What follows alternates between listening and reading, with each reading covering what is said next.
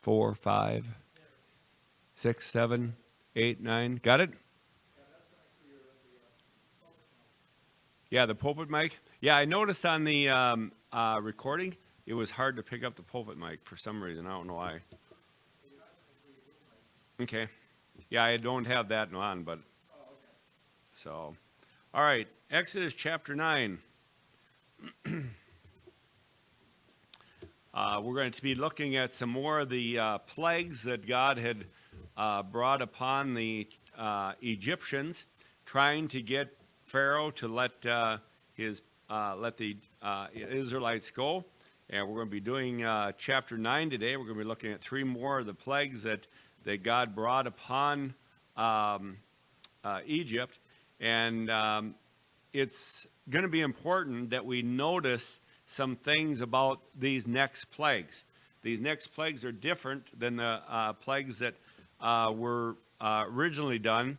And I'm going to take and tell you a little bit about that as we get through it. But Exodus chapter 9, verse 1, it says, "And the Lord said unto Moses, Go into Pharaoh and tell him, Thus saith the Lord God of the Hebrews, Let my people go, and that they may serve me." Now, if you remember, this is the same thing that God has told Moses to tell Pharaoh every time before they received a plague.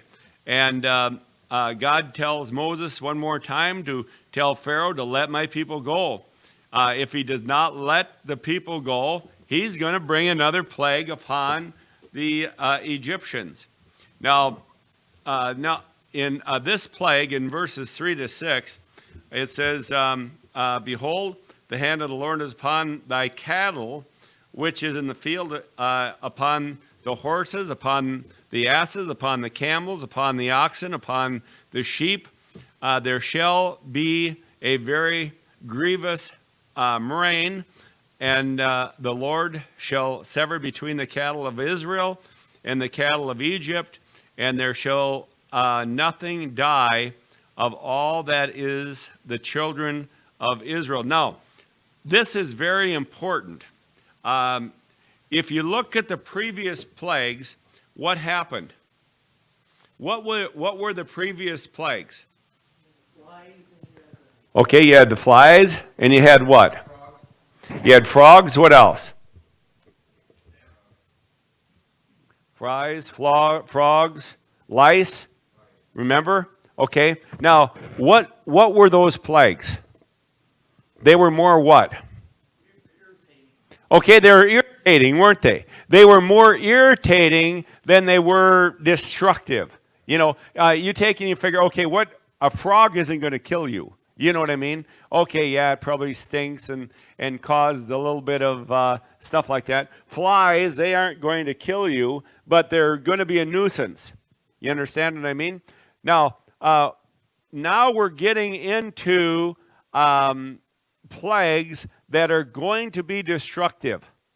And look what God says that he's going to bring this plague upon. He's going to bring it upon the cattle of the field, upon the horses, upon the asses, upon the camels, the oxen, and upon the sheep.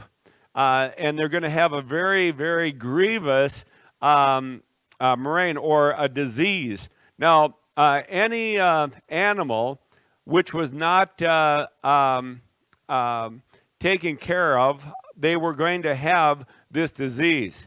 Now, what you need to realize is this, is the cattle of the field. What are the cattle of the field? Food. That was one of their major food sources, was cattle. You know, just like today, if all of our cattle would get a disease and die, guess what? We wouldn't have any meat. Their horses. What were the horses used for?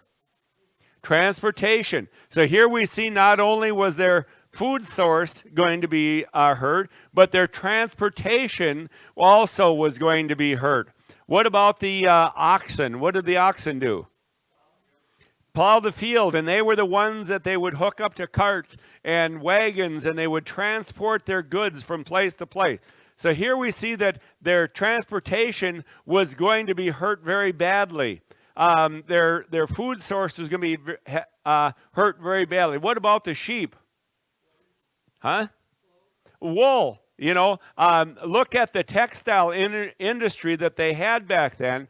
Wool was one of the major sources of income for the Egyptians and the Israelites. Now, it's very interesting to see that God is going to touch the inner part of the Egyptians. God first brought the plagues as a nuisance, so to speak, to inflict discomfort. However, now the plagues are going to hurt the economy as well as their physical being. And we need to understand that God now is getting down to the nuts and bolts of the plagues. He's starting to bring plagues in that are going to hurt them where they need to be hurt, and that's in their pocketbook. And we need to understand that if Pharaoh does not do what God wants him to, there's going to be some very, very bad things happen. But now, look at verse 7, and I find this very interesting. It says, "And Pharaoh sent, and behold, there was not one of the cattle of Israel, of the Israelites, died. And the heart of Pharaoh was hardened, and he did not let the people go." What amazes to me is this. Where was Goshen at? Where was the land of Goshen at?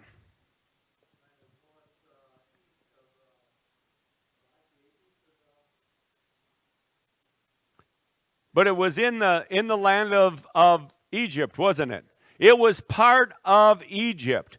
Goshen was part of Egypt. And we need to understand that it would be like in the United States if God says, okay, I'm going to bring a plague on the whole country of the United States except Arizona. Think about that for a minute. The whole country would have something bad happen to it except Arizona. That's the same thing that happened with this. The whole country of Egypt was under this plague except for the land of Goshen, which was the land of the Israelites.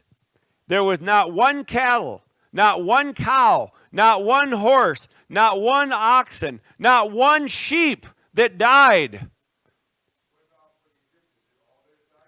Not all of them. A lot of them did, and we're going to see why here in just a little bit. Right. Well, we're going to see what happens in the next plagues. So here we see that the Israelites were saved from this one plague. Now, then there's the plague of disease. Look at verses 8 through 11. It says, "And the Lord said unto Moses and unto Aaron, Take to you handsfuls of ashes of the furnace, and let Moses sprinkle it towards heaven in the sight of Pharaoh.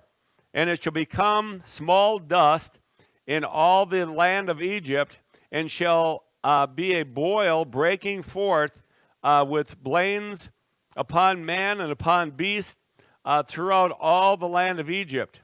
And they took ashes of the furnace and stood before Pharaoh, and Moses sprinkled it towards heaven, and it became a boil breaking forth with blains upon man and upon beast. And the magicians could not stand before Moses because of the boils, for the boil was upon the magicians and upon all the Egyptians. Now, notice here that this plague of disease, God told Moses and Aaron to take ashes from the furnace and sprinkle them in the air, and they would become dust.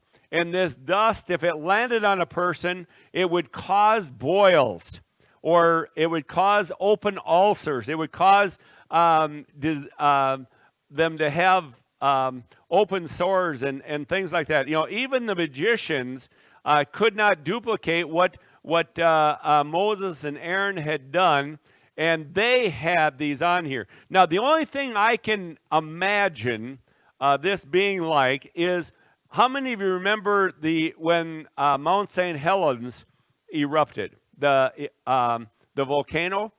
Now, I saw pictures of that, of the ash that came down upon everything. And that's the only thing that I can relate it to would be the ash of a volcano. I mean, it goes all over, everywhere. Now, think about this for just a minute. Here we have Moses and Aaron going to a furnace, taking ashes out of a furnace which had been, completely burned up, and all it was a little ash. They crumpled it up and they threw it in the air, and it went all over the land of Egypt. It's hard for me to understand how that could happen, but with God, anything is possible, isn't it? What we need to realize is that God said, I want you to take this ash, I want you to crumple it up, I want you to throw it in the air, and anywhere that ash lands, the people are going to have boils, or they're going to have ulcers. I mean, the only thing I can think about is Job. Think of Job and the boils that he had from the crown of his head to the soles of his feet. He was covered with boils. And these boils, the Bible says that they itched so bad that he would take pots and he would break the pots up and he would take pieces of those pots and he would scrape himself because it hurt so bad. And he says that the cloth that he had around it was stiff. And I can see that with the pus that came out and the infection that was in there, and how that the rags and things like that were stiff because of that. Well, just think of all of the Egyptians having this. Everyone had it. Even Pharaoh had it. Everybody that was in the land of Egypt had this plague on them. Now the magicians, they thought that they could take and get away with anything, but they couldn't. And so here we see that everybody had boils on them. Now there's something interesting. If you go to verse 13, it says, And the Lord said unto Moses, Rise up early in the morning and stand before Pharaoh, and say unto him, Thus saith the Lord God of the Hebrews, Let my people go, that they may serve me. For I will at this time send my plagues upon the heart and upon thy servants and upon thy people, that thou mayest know that there is none like me in the earth. Now, there's something very interesting between verse 12 and verse 13. Let's go back to 12 for just a minute. It says, And the Lord hardened the heart of Pharaoh, and he hearkened not unto them, as the Lord had spoken unto Moses. Now, there's something very interesting between verse 13 and verse 14 that we have not seen yet. What was that one thing? Anybody know? Nope. In the previous verses, the previous plagues, Moses and Aaron went before Pharaoh, and Pharaoh says, Okay, I'll let the people go if you entreat your God to get rid of this plague. Now, between verse 12 and verse 13, we see that God called Moses and Aaron to him, but there's nowhere does it say that these boils or this plague was released. There's nowhere. So that means that this plague continued on through the next plague. Otherwise, all of the other plagues, we see that God had taken them away. He took the flies away. He took the lice away. He took the frogs away, because Pharaoh wanted Moses to talk to God and have him get rid of those things. So he did. But here we don't see that. We see that this plague continued on and on and on. Now, if you keep going down on, let's go down to verse 15. It says, Now I will stretch out my hand, that I will smite thee and thy people with a pestilence, and thou shalt be cut off from the earth. Now, this is very interesting, just that verse. Look what it says. I'm going to smite you with a pestilence, that you will be cut off from the rest of the earth. How could that happen? How could it be that God would smite them with a pestilence, that they would be cut off from the rest of the earth. What is it talking about?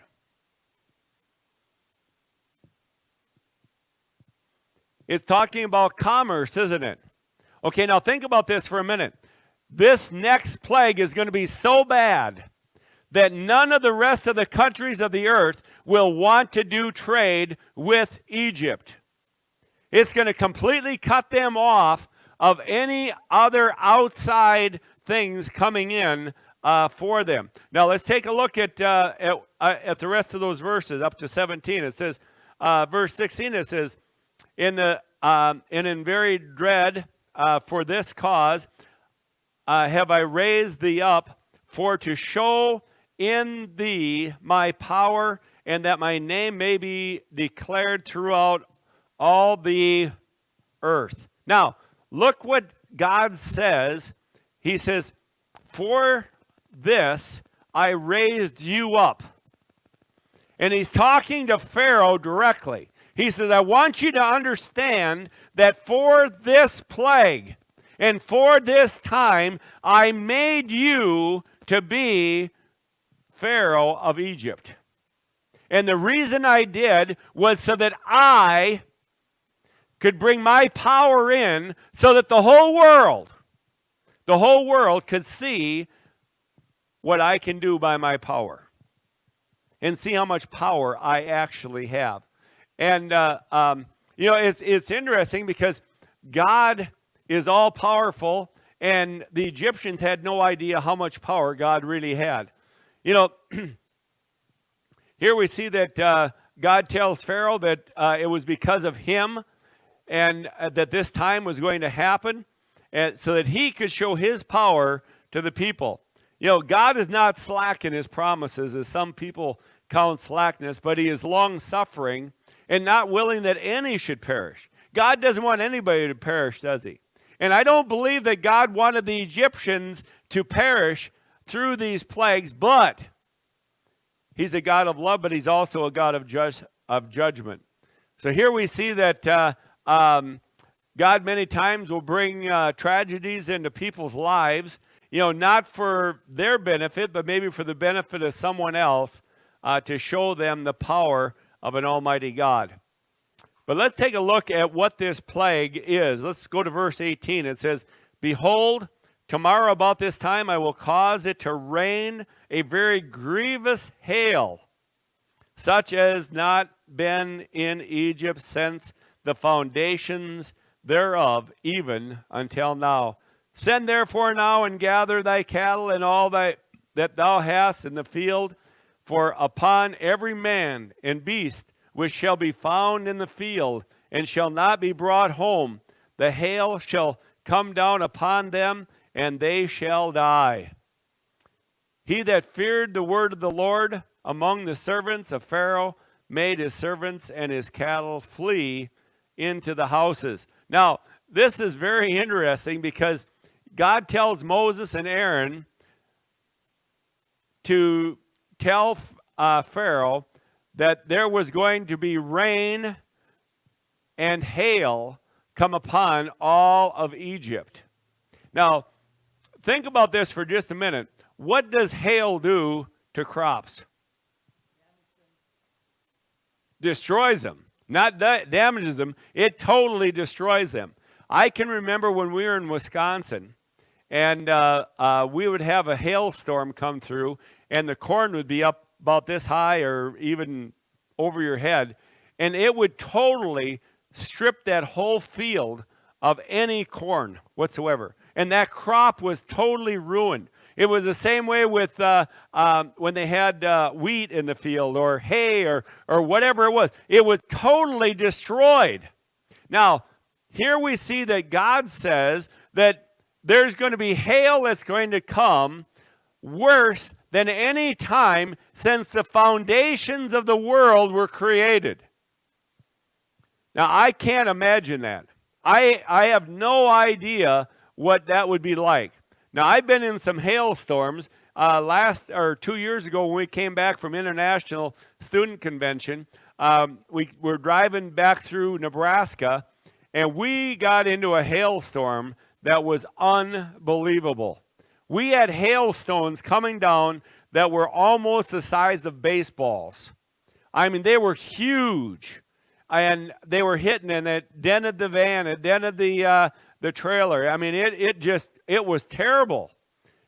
And I can only imagine how bad this had to be in Egypt. After all, God said, what?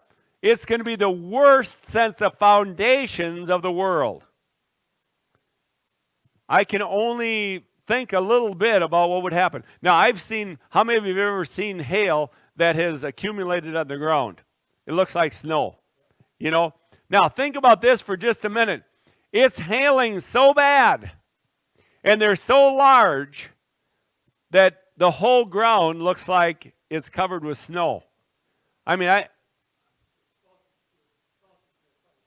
yeah, exactly. And so here we see that we have no idea how deep it was or anything else. All we know is that the hailstones were so large and they were coming down with such force that whoever was in the field, whether it be animal or human, was killed.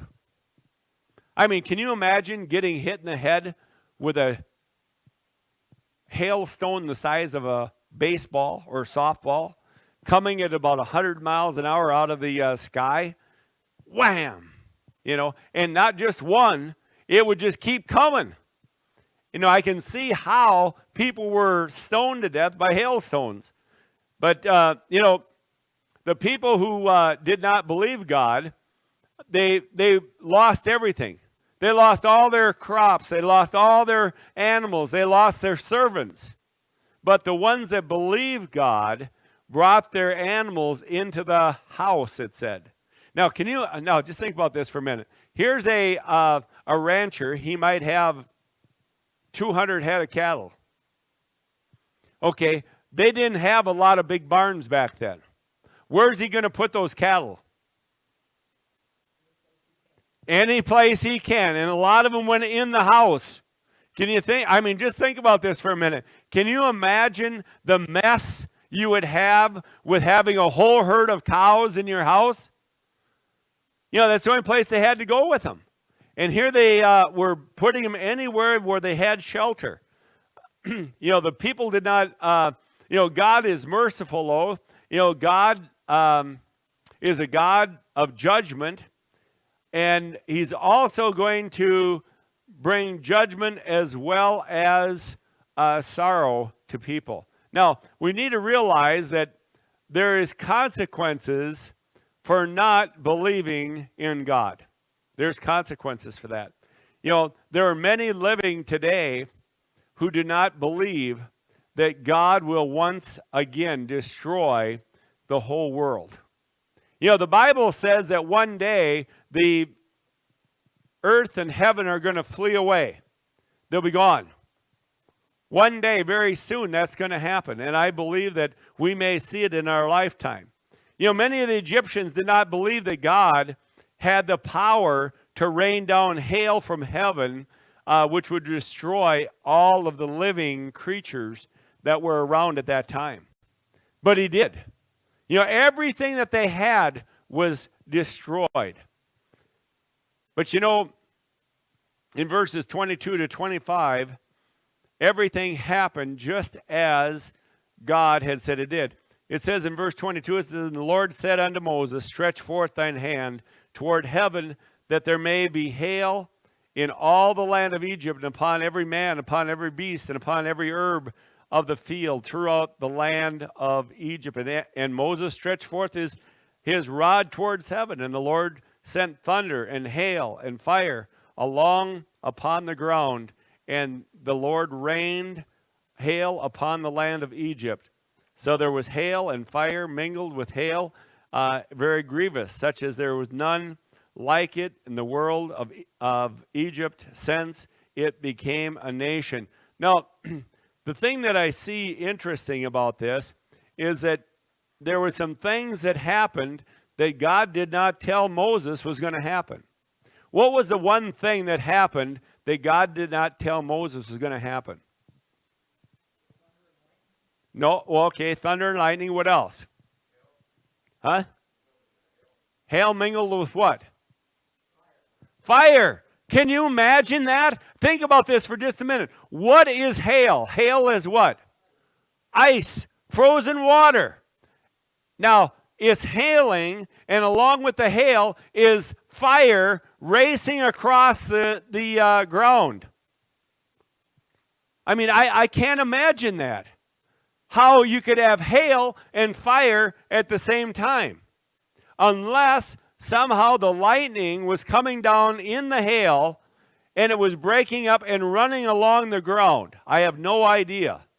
I can't imagine how that happened, but the Bible says it happened, and I believe it did. But you know, the thing I find real interesting is in verse 26, it says, only in the land of Goshen, where the children of Israel were, was there no what? Hail. There was no hail in the land of Goshen. They didn't lose anything. They didn't lose their servants. They didn't lose their cattle. They didn't lose their sheep. They didn't lose their oxen. They didn't lose their donkeys and their camels. Just in the land of Goshen, the Israelites kept everything. So here it's hailing all over everywhere else. God puts his hand over the land of Goshen, and guess what? Nothing happened. They didn't lose anything. You know, that's how merciful God is to those that he loves. You know, Pharaoh has had enough. Look at verse 27. And Pharaoh sent and called for Moses and Aaron and said unto them, I have sinned this time. The Lord is righteous, and I and my people are wicked. Entreat the Lord, for it is enough that there is no more mighty lightnings and hail, and I will let you go, and ye shall stay no longer. Now, what made Pharaoh want to let the people go? Come on in. What made Pharaoh want to let the people go?